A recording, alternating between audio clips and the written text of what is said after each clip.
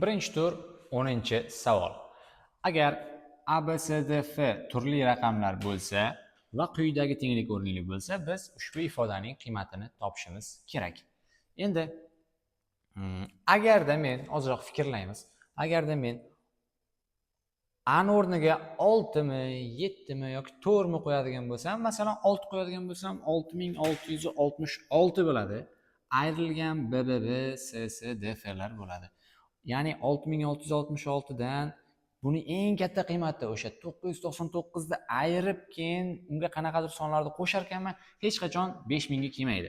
6666 dan 999 da ayirsam, bu hech qachon 5000 ga yaqinlashmaydi. Imkonsiz. 4 qo'ysam 4000 bo'lib qolib, yana 5000 ga yetmay qoladi. Ikki xonali va bir xonali ikkita sonlarning yig'indisidan 999 yoki boshqa narsani yaratib bo'lmaydi. O'shaning uchun menda bir donagina imkoniyat bor A uchun. 5 degan. A teng bo'lish kerak 5 ga. Yaxshi. Endi A larning o'rniga 5 qo'yib yozib chiqaman. 5555 ayrilgan B ustiga chizmadim. Plus C plus D plus F yoki F.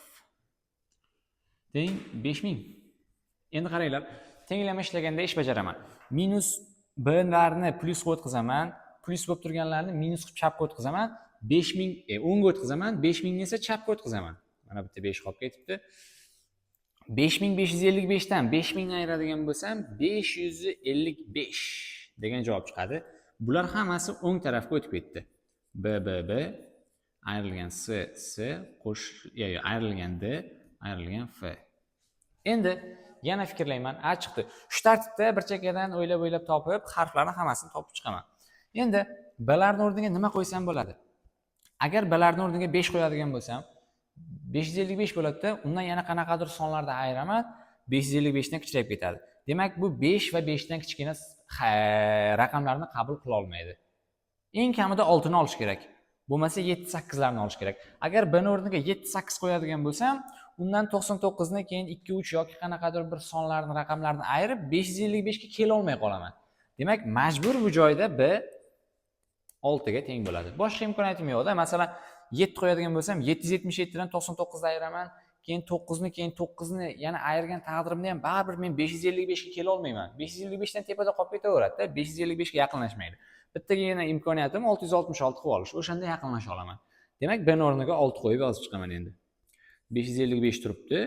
B larning o'rniga 6 qo'ysam, 666 ko'rinishiga keladi. Ayrilgan C, ikkitasi ayrilganda, ayrilgan F. Endi mana shu 3 ta minus bo'lib turgan harfni chap tarafga plus ga o'tkazib, 555 ni o'ng tarafga minus qilib o'tkazaman. C qo'shilgan bo'lib o'tadi bu. D qo'shilgan F teng 666 dan 555 ni ayiradigan bo'lsam, 111 degan javobga keladi. Endi yana qaranglar. A, B, C, D bizda raqamlar-ku. Mana bu D larning o'rniga 10, 15 yoki qanaqadir son qo'ya olmayman. Maksimum 9 qo'ya olaman. Chunki bular raqam. Endi C larning o'rniga men masalan 7 qo'ysam, 77 bo'lib qoladimi? 77 ga qanaqadir 2 dona raqamni qo'yib men 111 ga yetib bora olmay qolaman-da. Masalan, mana yozay shuni. 8 qo'ydim. 88 qo'shilgan eng katta raqam 9. Yana eng katta raqam 9. Eng katta raqamlarni qo'ygan taqdirimda ham bular bir-biriga qo'shilsa 111 ga yaqinlasha olmaydi. 111 ga yeta olmay pastda qolib ketaveradi. O'shaning uchun majbur C nima bo'lish kerak? C 9 bo'lish kerak. 99 deyman-da, keyin D bilan F ni chiqarib olsam bo'ladi. Demak, C 9 bo'ldi, ya'ni 99 qo'shilgan D qo'shilgan F teng 111 ga. 99 ni ayirish qilib o'tkazaman.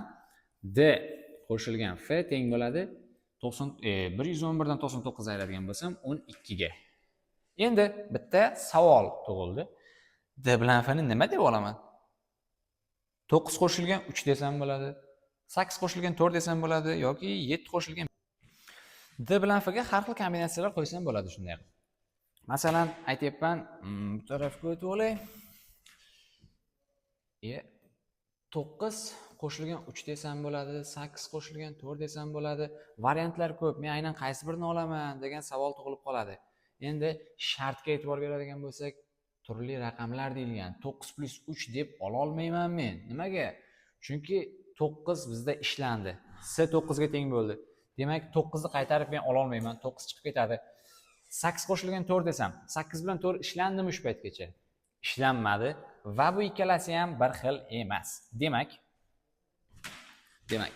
D 8 ga F 4 ga yoki farqi yo'q. Naborot qilib qo'ysam ham o'sha narsa bo'lib qolaveradi. Chunki bizdan DF ni, ya'ni D bilan F ni ko'paytmasini so'ragan. 4 kara 8 desam ham, 8 kara 4 desam ham baribir o'sha 32 degan javobga keladi. Mana shu joy tushunarli bo'ldimi? Nimaga aynan 8 bilan 4? Chunki raqamlar turli deyilgan. Men 9 bilan 3 ni oladigan bo'lsam, 9 ni men olganman. 9 ni yana qaytarib oladigan bo'lsam, S bilan qaysidir harf bir xil bo'lib qoladi, turlicha bo'lmaydi. Sababi ana shunda. Hamma harflarni topib bo'ldim. Endi nima qilishim kerak edi? Endi mana bu ifodaning qiymatini topishim kerak.